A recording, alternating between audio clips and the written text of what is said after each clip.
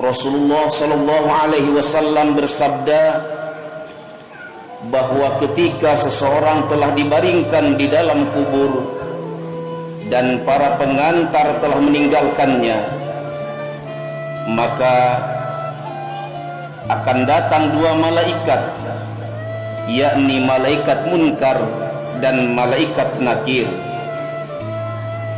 Mereka berdua segera mendatangi dan menanyakan tentang tiga hal pokok, yakni siapa Tuhanmu, apa agamamu, dan siapa nabimu. Hadis tersebut sebagaimana yang diriwayatkan dari Al-Barra bin Azib, fayatihi malakani syadidal intihari fayantahiranihi wa yujalisanihi fayaqulani la man rabbuka ma dinuka man nabiyuka. Dalam beberapa hadis dikatakan juga ketiga pertanyaan pokok tersebut diikuti dengan tiga pertanyaan berikutnya, sehingga pertanyaan-pertanyaan yang diajukan di dalam kubur oleh dua malaikat tersebut menjadi 6 pertanyaan. Yang pertama adalah man rabbuka, siapa Tuhanmu. Kedua, ma dinuka, apa agamamu. Yang ketiga, man nabiyuka, siapa nabimu.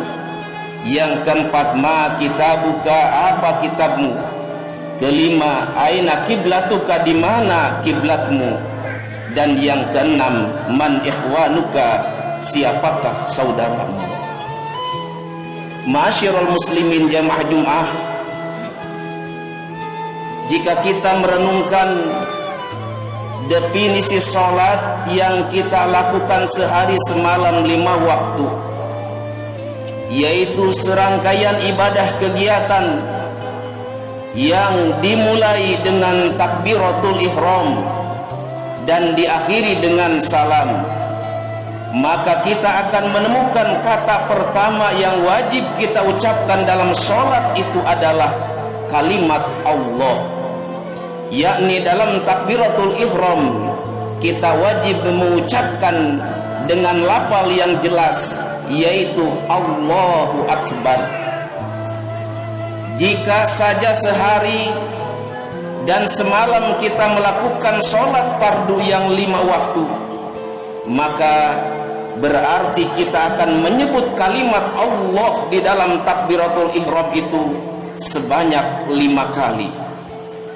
Dan jika takbiratul ihram itu ditambah dengan takbir-takbir yang lain, seperti takbir intiqal sebelum ruku, sebelum sujud, dan sebagainya, maka dalam sehari semalam kita menyebut Allah sebanyak 68 kali. Artinya apa? Orang yang taat menjalankan perintah sholat akan sangat terbiasa mengucapkan Allah. Lalu kaitannya dengan pertanyaan pertama di atas, seseorang yang semasa hidupnya senantiasa melakukan kewajiban sholat, kemudian di dalam kubur ia ditanya oleh malaikat, man rabbuka, siapakah Tuhanmu, maka dengan mudah ia dapat menjawab, Allahu Rabbi, Allah adalah Tuhanku. Karena ia terbiasa ketika di dunia menyebut Allah setidaknya 68 kali dalam sehari semalam. Terhadap pertanyaan yang kedua, madinuka, apa agamamu. Seseorang yang semasa hidupnya senantiasa melaksanakan kewajiban sholat, ketika ia dikubur ditanya madinuka, apa agamamu, maka dengan mudah ia dapat menjawab, al-islamu dini, Islam adalah agamaku. Karena dalam konteks sekarang hanya Islamlah satu-satunya agama di dunia ini yang memerintahkan melaksanakan sholat. Terhadap pertanyaan yang ketiga, man nabiyuka, siapa nabimu. Seseorang yang senantiasa melaksanakan kewajiban sholat, tentu dengan lancar dapat menjawab pertanyaan itu, karena di dalam sholat yang 5 waktu setidaknya kita menyebut nama Muhammad sebanyak 10 kali dalam sehari semalam, yaitu dalam bacaan tahiyat akhir yang berbunyi asyhadu an la ilaha illallah wa asyhadu anna Muhammadar Rasulullah, Allahumma salli ala sayyidina Muhammad wa ala ali sayyidina Muhammad. Jumlah itu belum termasuk yang dibaca dalam tasyahud awal dan bacaan sholawat dalam rakaat kedua dalam sholat zuhur, asar, maghrib dan isya, kemudian subuh yang jumlahnya 15, sehingga seluruhnya berjumlah 25 kali kita menyebut nama Muhammad. Oleh karena itu, seseorang yang masa hidupnya senantiasa melaksanakan sholat, ia akan sangat mudah menjawab pertanyaan man nabiyuka, bahwa dia akan menjawab Muhammadun nabiyyi, Nabi Muhammad adalah nabiku. Terhadap pertanyaan yang keempat, yaitu ma kitabuka, apa kitabmu? Seseorang yang senantiasa melaksanakan kewajiban sholat, tentu dia dapat menjawab pertanyaan itu dengan jawaban Al-Qur'anu kitabi, Al-Qur'an adalah kitabku.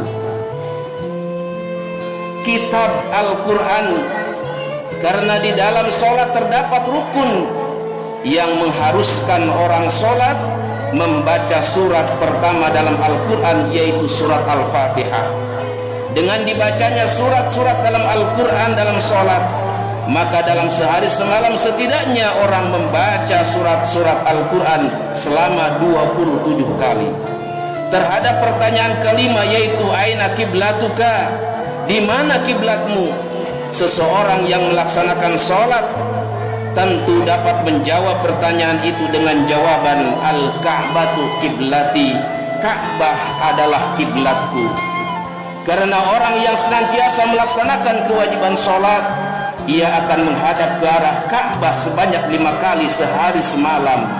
Orang Islam yang taat kepada Allah senantiasa akan menghadap ke arah kiblat sedikitnya 5 kali dalam sehari semalam. Kemudian terhadap pertanyaan yang terakhir dari malaikat, yaitu pertanyaan yang keenam, man ikhwanuka, siapa saudara-saudaramu? Seseorang yang senantiasa melaksanakan kewajiban sholat dengan berjamaah di masjid tentu dapat menjawab pertanyaan itu dengan jawaban yang tepat. Al-muslimuna wal muslimati ikhwani, kaum muslimin dan muslimat adalah saudara-saudaraku. Jawaban dari pertanyaan ke-6 ini memang memiliki keterkaitan langsung dengan masjid, karena tempat suci ini merupakan tempat berkumpulnya kaum muslimin dan muslimat untuk melaksanakan sholat dengan berjamaah. Mudah-mudahan Allah subhanahu wa ta'ala senantiasa membimbing kita di akhir hayat kita, ketika kita bisa mengucapkan la ilaha illallah, dan sesaat kita dikubur kemudian didatangi malaikat, kita bisa menjawab pertanyaan-pertanyaan daripada malaikat tersebut. Kuncinya adalah kita melaksanakan sholat yang Rasulullah sallallahu alaihi wasallam bersabda bahwa ketika seseorang telah dibaringkan di dalam kubur dan para pengantar telah meninggalkannya, maka akan datang 2 malaikat, yakni malaikat munkar dan malaikat nakir. Mereka berdua segera mendatangi dan menanyakan tentang 3 hal pokok, yakni siapa Tuhanmu, apa agamamu, dan siapa nabimu. Hadis tersebut sebagaimana yang diriwayatkan dari Al-Barra bin Azib, fayatihi malakani syadidal intihari fayantahiranihi wa yujalisanihi fayaqulani la man rabbuka ma dinuka man nabiyuka.